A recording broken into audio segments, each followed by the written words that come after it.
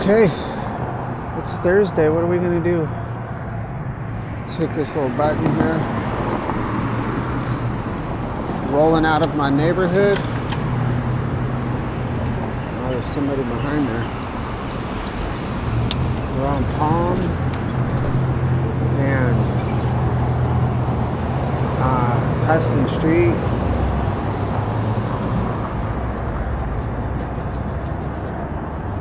It's late. It's 7. It's not very cold. I had a lot of wind last night. I don't know what that means, but the result is it's not cold right now. Orange parking enforcement. All right, I guess we're gonna just do this.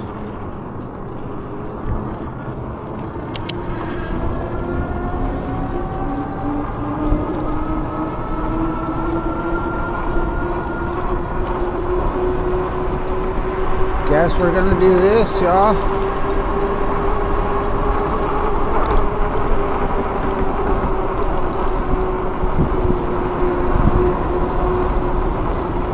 Let's see here. Let's see.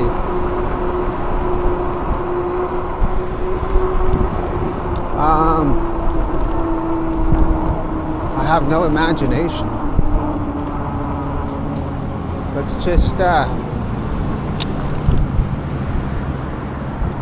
go up Chapman. We're gonna head west on Chapman. We went east on Chapman yesterday, so we're gonna take it easy. See if any kind of inspiration surfaces.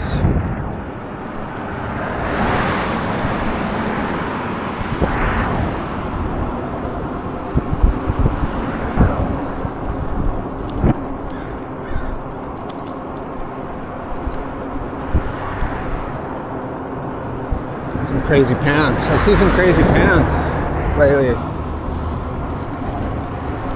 I remember one time, man, I was such a dork. Like when I was a kid, we didn't have like nice clothes, you know. And luckily, when I got into high school, like I decided I started buying clothes from the thrift store and we created our own style, you know, kind of.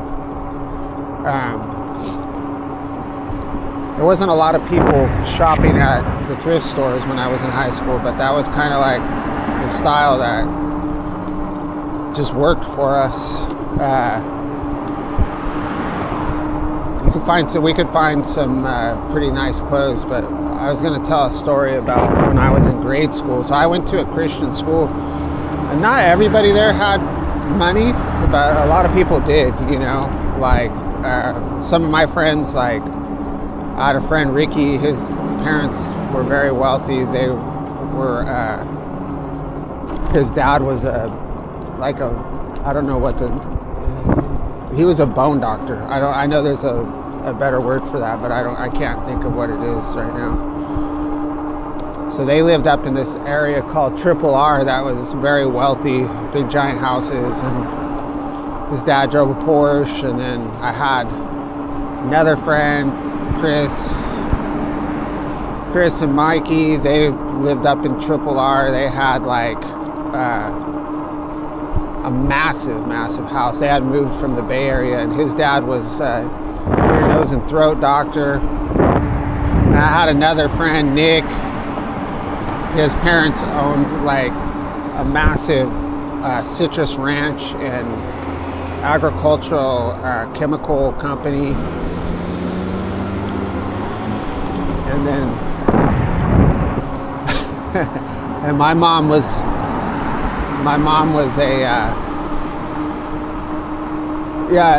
she worked at the hospital at one point, working in the kitchen at our hospital, and then bartended, and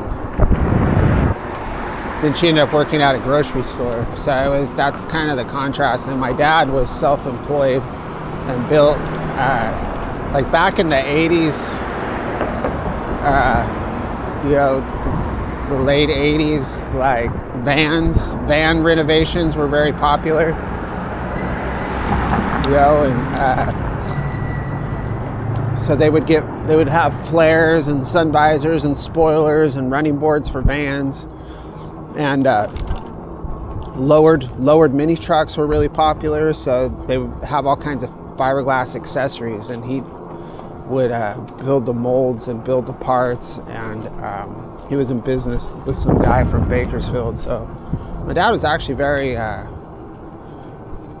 skilled in that. Like, he would design these molds from straight nothingness, to design these different flares and spoilers. I mean, he had templates to work off of, but as looking back at some of the stuff he did, I mean, it's pretty remarkable. It's not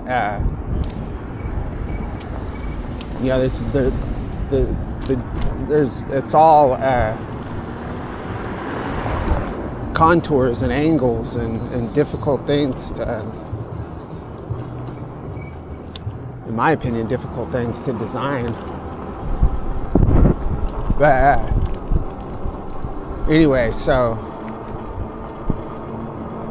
back at this particular time, I don't know how old I was, probably like 5th or 6th grade, like everybody was wearing those bleached 501s, and like I had this old pair of 501s that were really tight, man. I can remember that. So stupid, man. So I like cut like a bunch of holes in them, like with a razor blade. Like, you could buy them, people were wearing like acid wash stuff, I think they called it, or bleach wash stuff, and like people would put crazy patches all over them. So like I wanted to have a pair of those pants, but there's no way my parents were gonna buy me like a pair of torn bleached jeans, and so I had these old pants, dude, and I cut them with a razor blade. And like, I went to a Christian school, like nobody was doing this stuff, and I cut a bunch of little holes, a bunch of little slits with a razor blade, and then I bleached them and washed them a few times so they got even smaller, but they had all these little holes with ruffled, just this totally maniacal hole pattern on them. I remember I wore those to school. Crazy, man. Like, I can't imagine like my friends, like I was popular, I don't know why. I guess because it's a small school. There's only 100 people, if it was a public school, I probably would have been laughed at, but I was good at sports, that was like, particularly like football and track, that was so I was always, I'm not trying to act cool, I'm also talking bad about myself as well, but that was the redeeming factor, is, I could run fast, I was always the fastest, and, I mean, there was other people that were close to as fast as me. Actually, that dude, Chris, when he came to our school, I was a little annoyed because I had been the fastest. And then like this dude, Chris, comes along, and he's like, I'm more of a solid person, like stocky and more like that, more muscular. So he comes in, and he's like way taller than me, and he's super skinny, and he can run like a deer, and so I think him and I, like, we became, I think, competitive in track at that point. So there was always like one or two people that we were really, really close, That's crazy pants.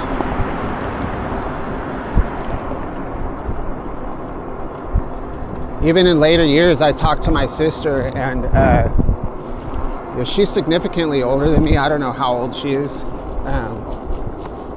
but I would say she's at least, more than 10 years older than me. I would say like we're like 12 to 15 years older than I am, and So she left the house right when she turned 18. She got married to a wealthy guy that was actually I'm speculating, but from what I saw, like, he came from a wealthy family for sure. And information I got in my later years was like, I think he was a coke dealer. Like, I think that's why they had so much nice stuff. Like, they both had Buick Regals, nice brand new house built, you know, just they were styling, you know. Lowered Buick Regals, and yeah, I can remember that. But she told me in my later years that she always felt so bad for us. I was like, why didn't you buy us clothes then, you know? But like, she would come to visit, and like, we would be wearing like just crazy clothes.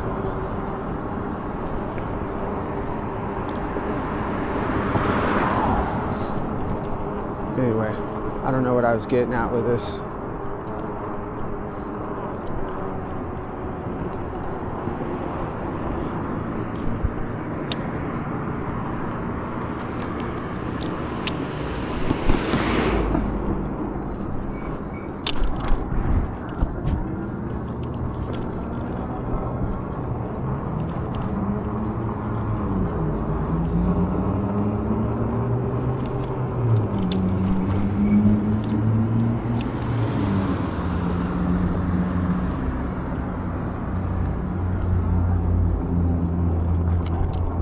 They're like sharks, man. They're coming after me.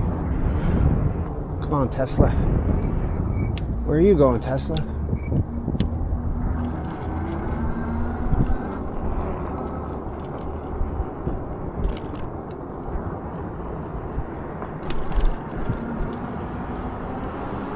What's up, homie? I think I knew that guy. He looked like Waldo.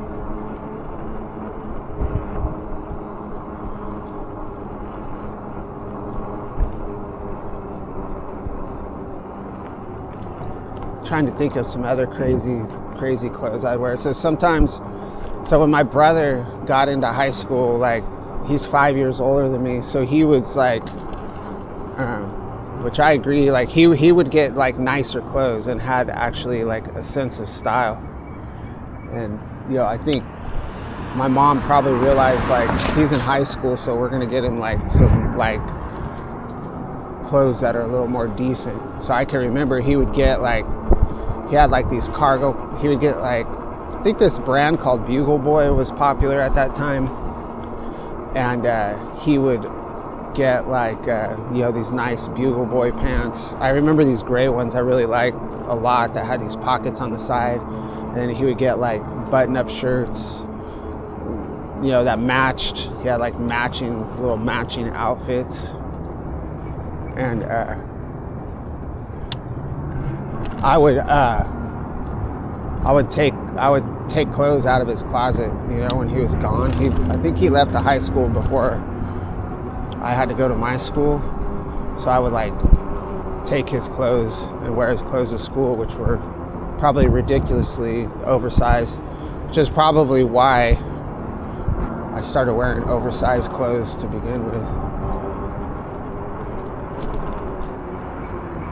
A lot better than the butt hugger freaking 501s.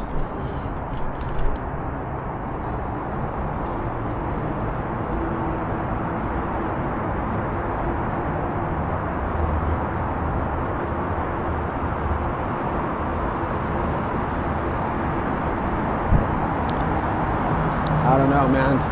Maybe it's my destiny to be broke.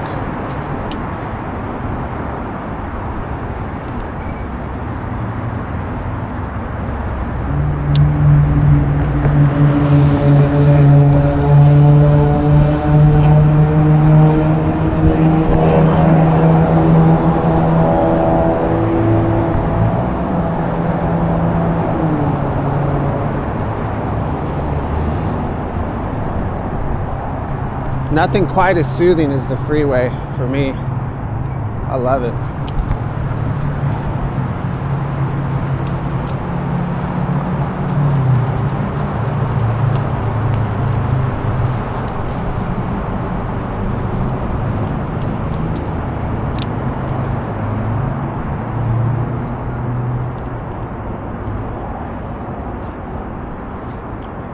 Yeah, it's strange, I don't know.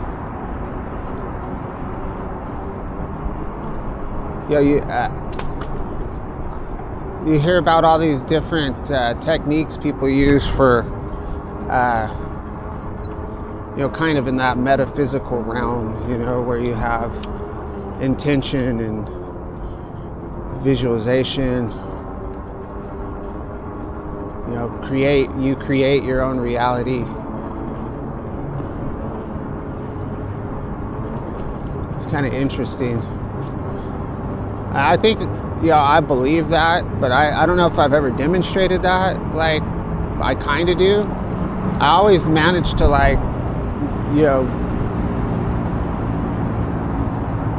keep us off the streets, and we do have nice stuff. There's always a massive sacrifice, though, for anything that we decide to do. I think it's just a matter of discipline. A lot of times, like being able to manage your what you have coming in, but then at a certain point, like, you're gonna not have a good experience in life if you have all these restrictions, and who knows what's going to happen tomorrow. So if you're constantly just like penny pinching, and then like that's your life, right? That's what you create, is just a penny pinching life. So I think you do have to demonstrate some sort of being kind of carefree about stuff, and just know that your needs will be met. You're not going to be starving.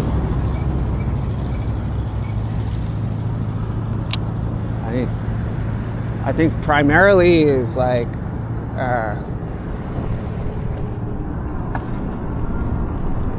demonstrating love is important, and staying alive. I think those are the two things. That's why it's like those are self-preservation, so not harming your body with bad habits, and having healthy relationships. After that, it's gravy. But it's not the way society sees it. It's like we're constantly trying to buy more, get more things. Get more things that are gonna get old and need to be replaced.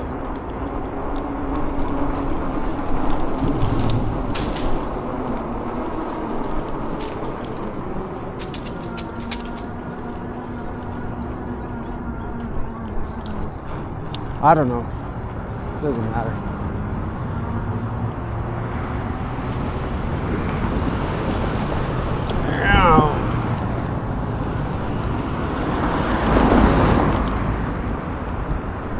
Yeah, Christmas, man.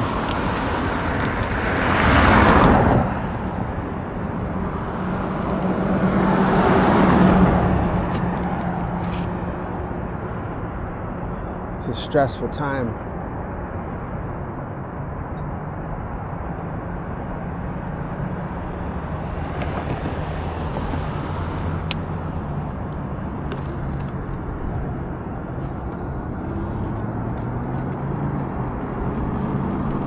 What's this for?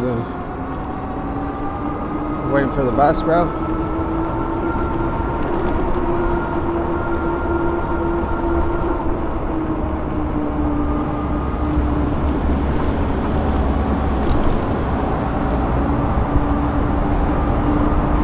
Here comes the sun. Do do do do.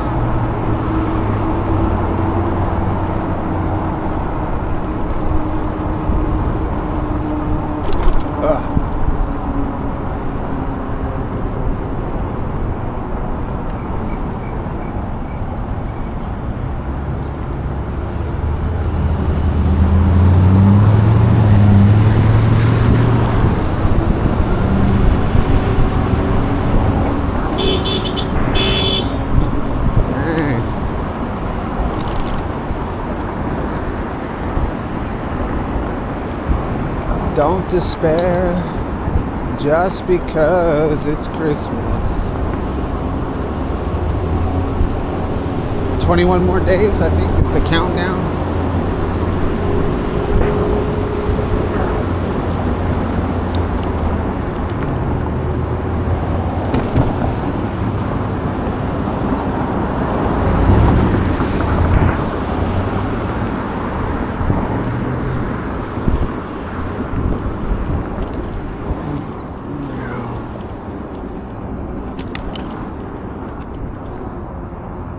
Wow, this guy's got a nice setup over there.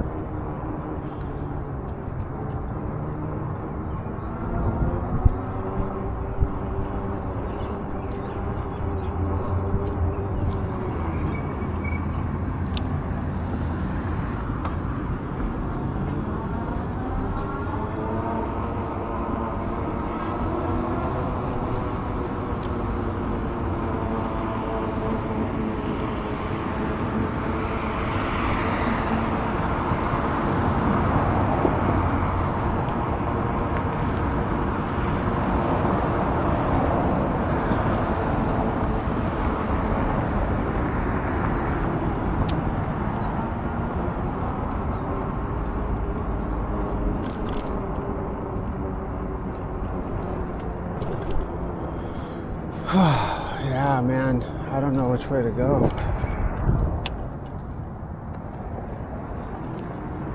What's up, squirrel?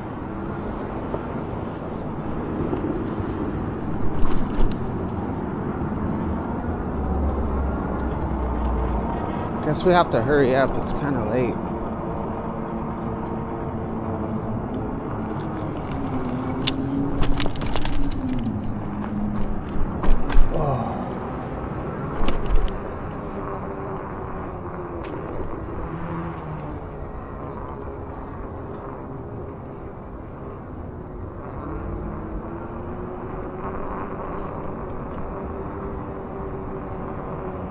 Kidseum.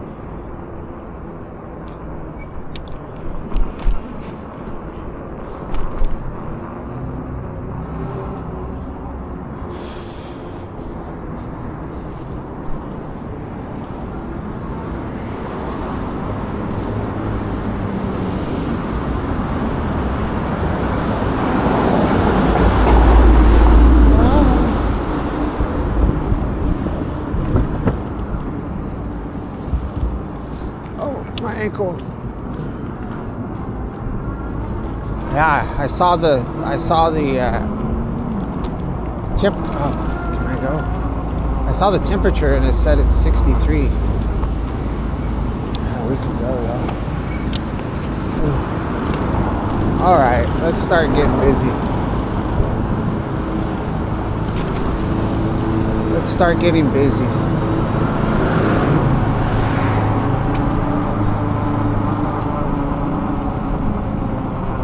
17 miles an hour going the wrong way on the sidewalk.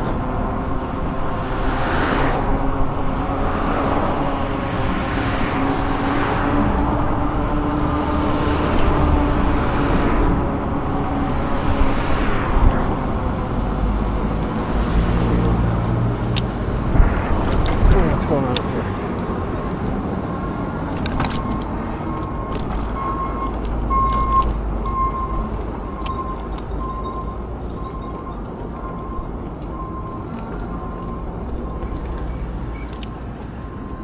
I'll go.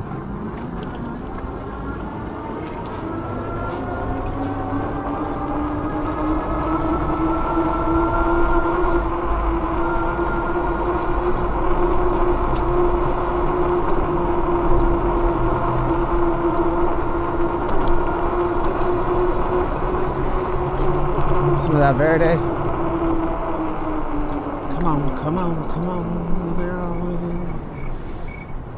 Please, please.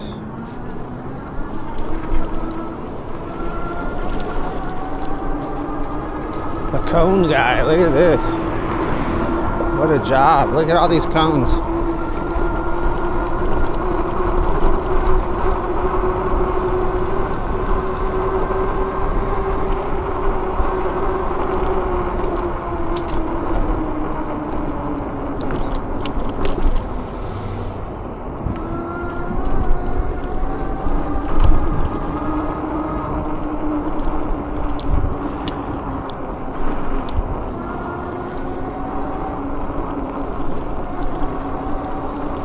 morning. Cone guys, the cone team. All right, guys, we've got 1,200 cones.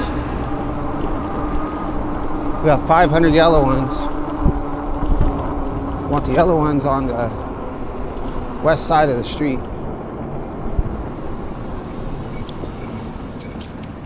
I need to be 10 feet from the sidewalk.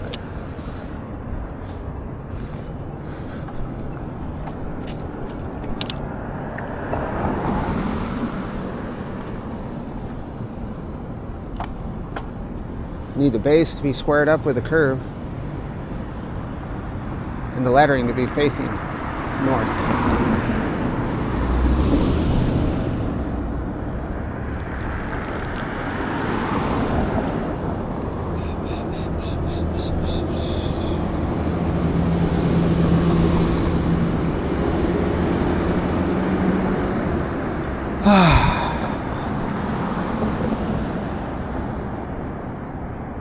If I could see, I would just go, but I can't see.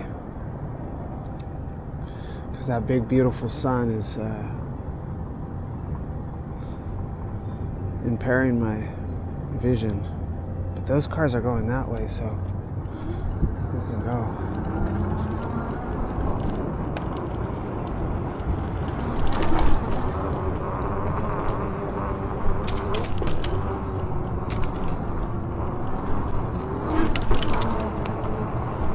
Don't despair just because it's Christmas.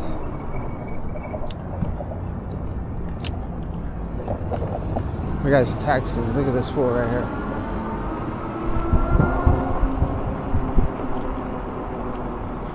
He's been behind me on the street. I thought I was getting in his way, and I realized right now he's just texting, y'all. He didn't care.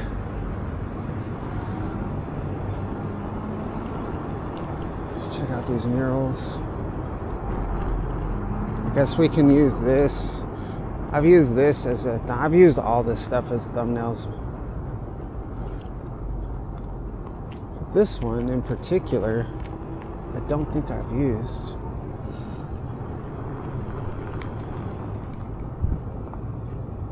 All right, thumbnail. Should we get closer? Parking for El Vaquero only. This is only for cowboys.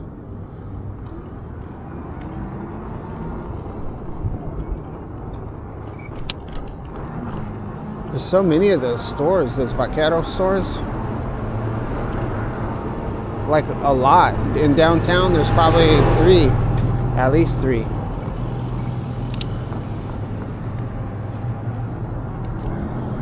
All right, we're gonna have to speed it up, but I don't know.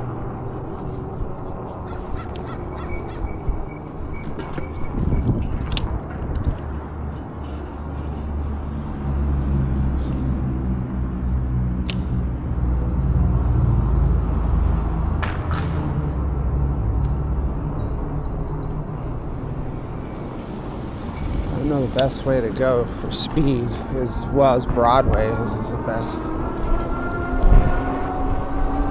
We can stay on Sycamore for a while. So I'm seeking, is what I'm seeking, inspiration. I'm seeking, something interesting, but I say it's not here, my friends. This is it. That was the most, that was the most coolest part of the ride, for lack of a better word. The rest, we're just gonna head up Sycamore, and then we'll cut over to Broadway.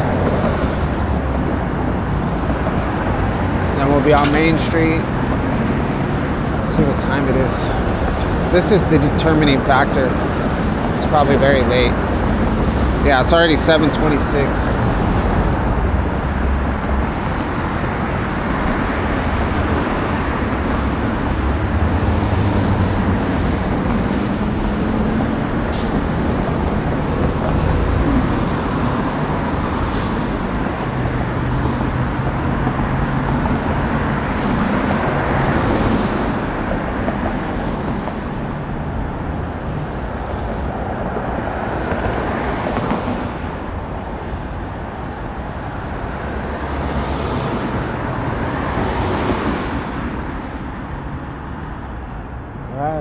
just sitting here.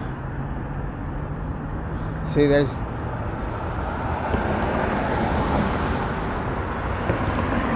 crazy pants.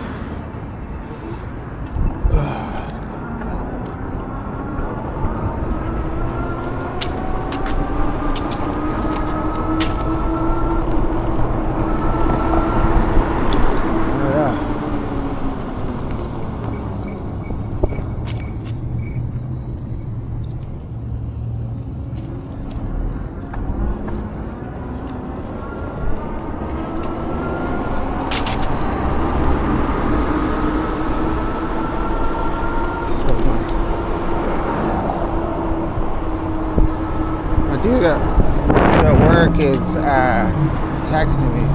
I need to call him.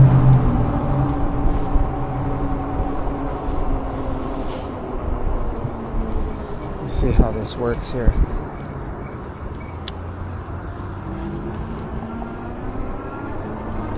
Call Abraham.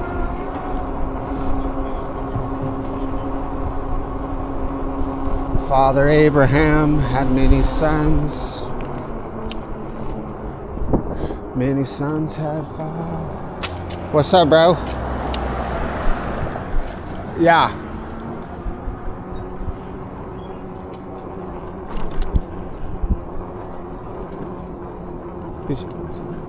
Yeah, sir.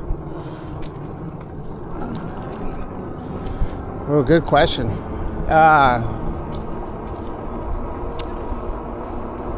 Maybe we don't have any more. I'm not too sure. I don't know the last time that we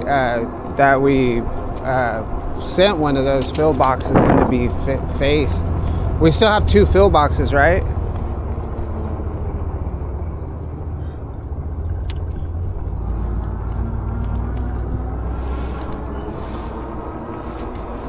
Uh-huh. Yeah.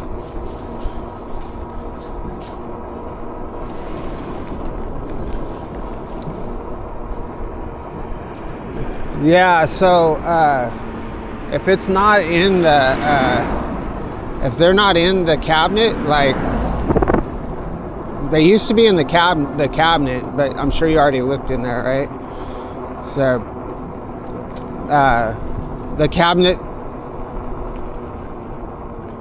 I think that's it. Yeah, just there, or the my desk, but I think we grabbed all the crazy parts off the desk, you know.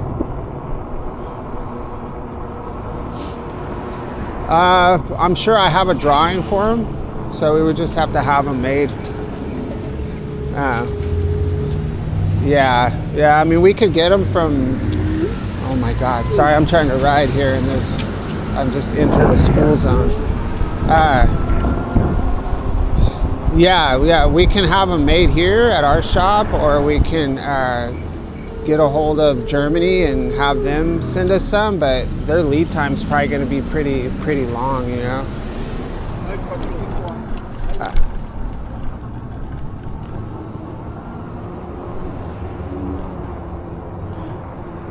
Yeah, that's just an oversight. So all that stuff, like, maybe I'll set up a meeting where we can go over the three different types of fill boxes, and then we'll so those aren't on upkeep, you know. Some of it is. It actually is on upkeep, but it's just not like set up good, you know. So we can figure that out. Like, so we have to do that with like the gripper fingers. You know, I have it all on there, but we just need to look at it, update the quantities, and then like maybe set something up on upkeep where we do like a cycle counting on it. You know, like once a month, I can put it like a work order that just says check fill box, you know, spare parts inventory, and I mean, you're the only one that's doing it. So if we put I know that you bill stuff out, you know, properly. So if we update all the quantities and stuff, and then on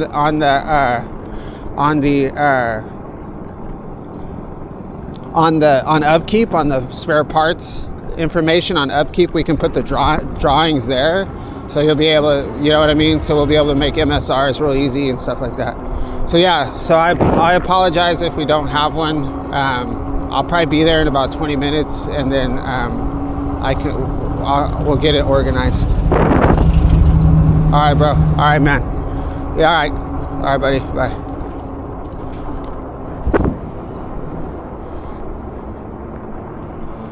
So we have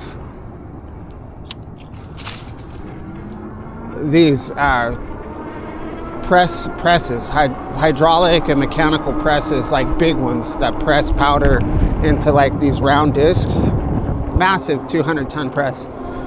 And then we press also these other little small parts on some smaller presses. And then we have a total of 5 of these presses that we've bought in the last 5 years, probably. I don't know, time flies. Maybe it's been 6 years, I don't know. But that's like when we started buying these is when I branched off and went on a solo mission. So it's my responsibility to buy spare parts and keep spare parts inventory and maintenance on all these expensive presses that we bought. So I did that for a while, and now they asked me to if I want to be manager. So I've been now I've like this guy I just talked to is my replacement. So I've been actually working with him for a while now, like over a year, to completely pass all this equipment off to him, you know. But in addition to that, we have a maintenance. I have the maintenance team, and we have a lot of equipment, and a lot of it's been like the team that's been taking care of the equipment. So I had been supervisor prior to manager, and prior to of the maintenance department, prior to breaking off and doing the presses. And then now I've kind of like returned back to my position in a managerial level position. But since I've been gone, it's like they've kind of been in survival mode, very like reactive type of existence, and a lot of new mechanics that, you know, they haven't acquired the knowledge yet, and they didn't have management, you know. They have a supervisor, you know, but like really getting down and organizing the department has not happened for a lot of years. So there's a huge amount of work to do that I inherited. Not just like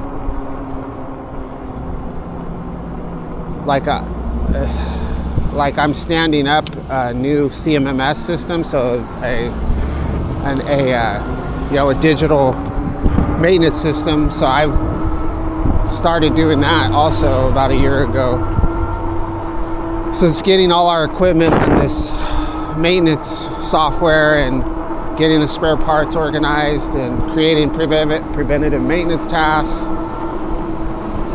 But it's not just that. There's also like issues with the culture that was created.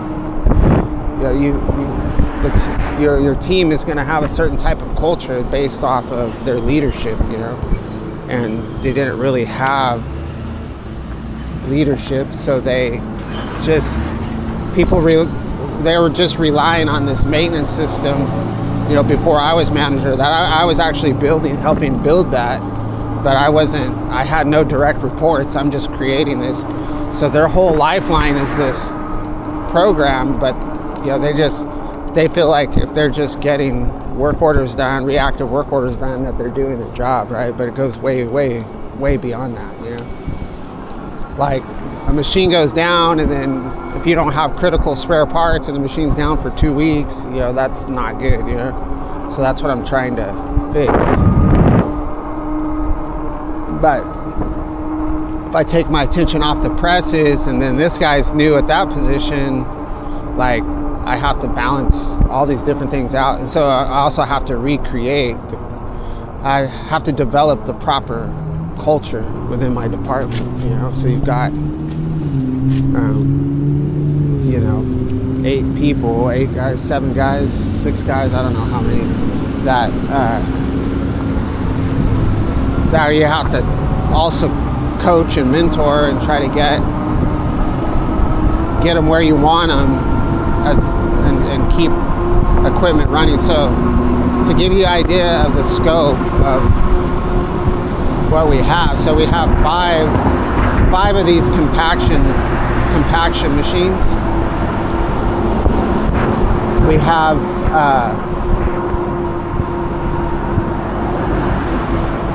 what we call bisque furnaces, so big giant furnaces that we put these parts in, huge ones. We have 16 brand new ones, massive ones from Germany, Navitherms, and then we have probably about a dozen old ones that are a little bit smaller. We have 40 sintering furnaces, these little sintering furnaces.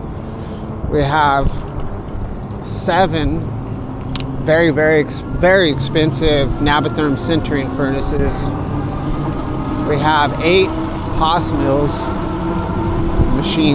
machines. We have, I think, 20 benchtop mills. We have 3 of these very expensive high-speed Nesh mills. I know you're not going to know what all this stuff is, but and it's just, that's probably about half of what we have, right? So I have to have spare parts and maintenance tasks for all that stuff, all that equipment. I mean, some of it's easy because it's all the same, right? We have vacuum pumps, we have casting units, we have lock-in greave drying ovens, we have jar rollers, we have injection mold machines, we have vertical furnaces that cast, like we make glass parts. We've got a baker furnace, planetary mixers, glue machines, automated. We also have we have 4 automation machines. We've got like this massive dishwasher that we designed. It's just insane, man. It's really like when I start talking about it, now I realize why it's so challenging.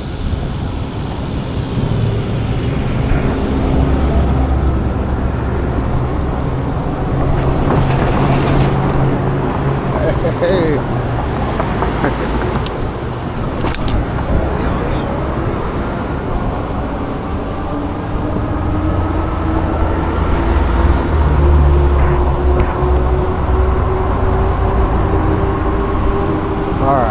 Alright, my camera gonna die? This has been a long ride, 51 minutes. The video is not that long.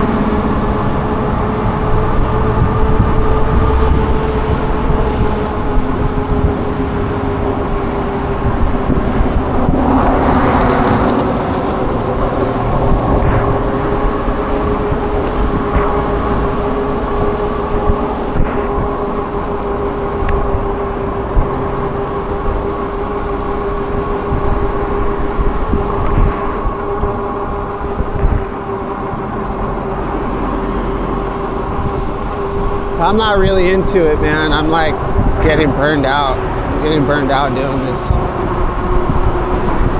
Like I've been working with this kind of stuff from the beginning, you know, when I first started, we had one process and only like 10 people, you know. Like the manufacturing process was being ran by engineers.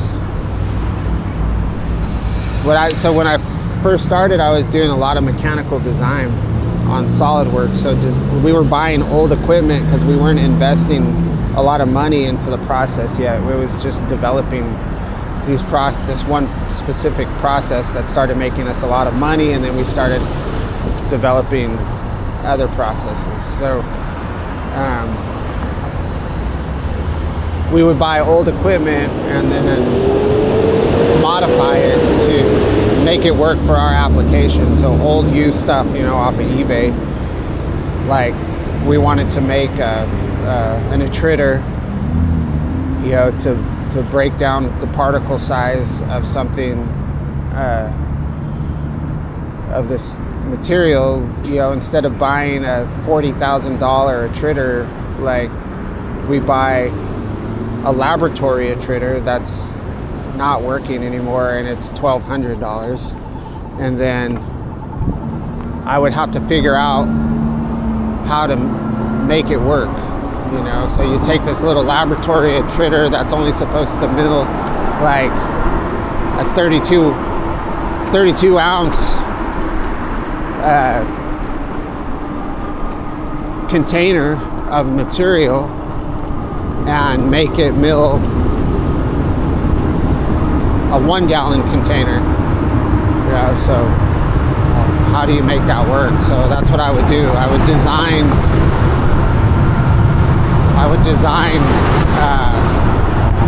a way to make that equipment work. Yeah. So that was really fun. I did that for a lot of years. Mechanical design. And a lot of the stuff I designed, like, we're still using it. It's pretty kind of cool. They would just ask me, like, this is what we need to do. Can you figure this out? And I would just figure it out. That was very gratifying.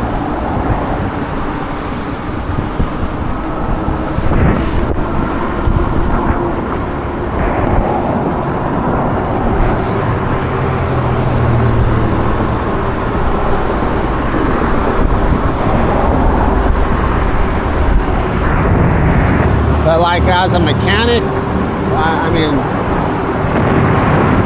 I can figure stuff out, you know, but I'm not like,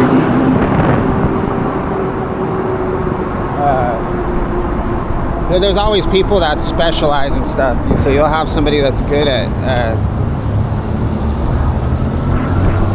controls, you know, or you'll have somebody that's good at electrical troubleshooting. Somebody's good at mechanical, or,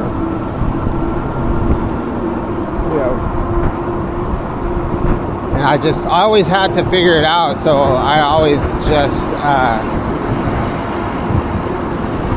so I know I'm decent at just about anything. So like in an industrial or manufacturing environment, I can go anywhere and work and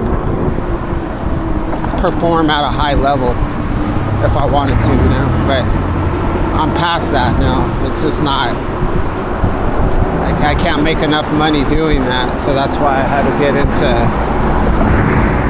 management, because, you know, I'm not an engineer, you know, but I've always worked with engineers. That's the crazy thing. Like, I've always been, like, even when I first started, like, I've always had a desk, I've always had a cubicle, I've always had a computer, and my peers have always been engineers. I've never, like, been where it's me and a bunch of maintenance guys. It's always me and a bunch of engineers. So the good part about it is I can teach them what I know, and they can teach me what they know from school, you know? So it's always been a great relationship. I think in a lot of environments there's contention between engineers and maintenance technicians. Everybody thinks, like, engineers think that maintenance guys are goofy and maintenance guys think engineers are goofy. That does happen sometimes here, but I mean, I've been here 15 years and I've always made it a point that my guys are like on good terms with the engineers and that they're all learning from each other.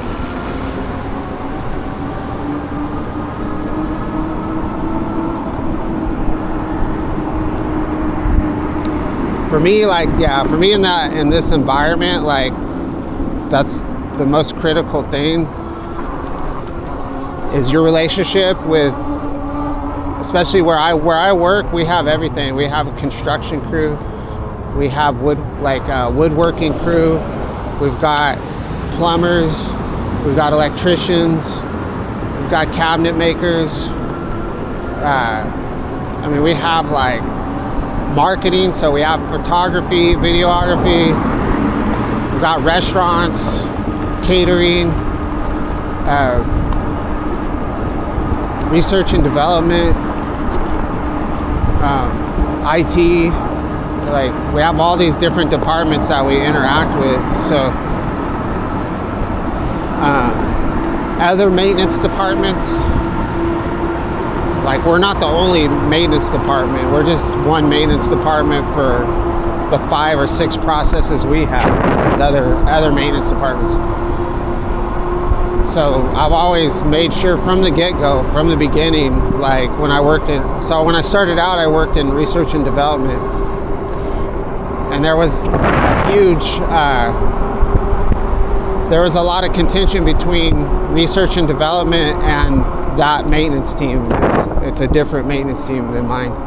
And at that time, I was on research and development. So when I first started, I was tripping out because I was like, man, these maintenance guys, we need their help, for installing equipment and running power and running air, facilities guys. Why do they hate us? You know what I mean? Like, so you just have like one person that was toxic in that research and development team that just like destroyed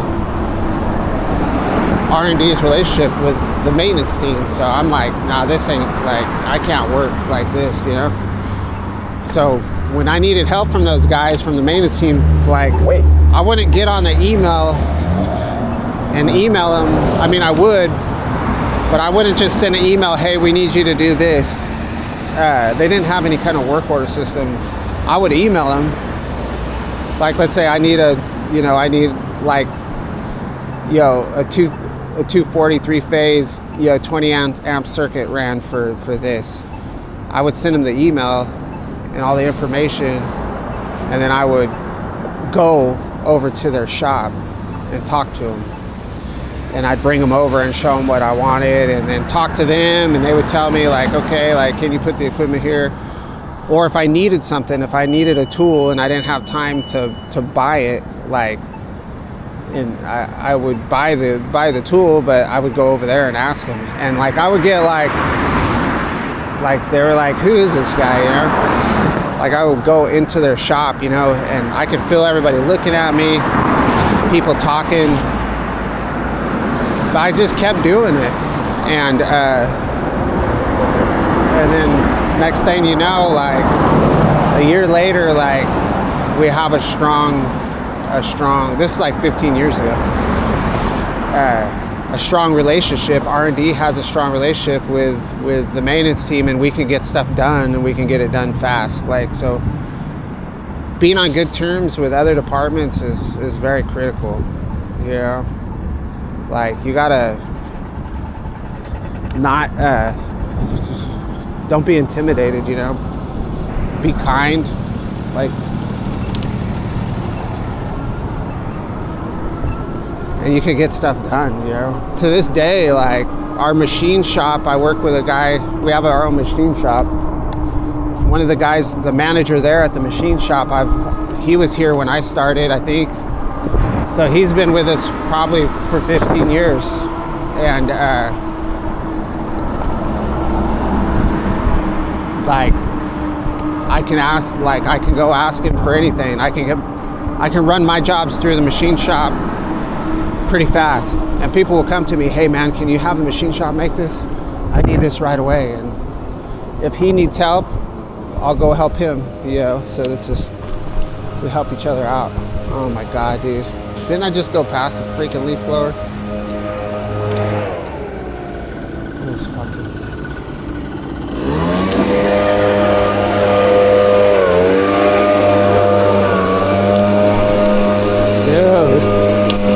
so annoying, dude. I freaking hate those stupid things.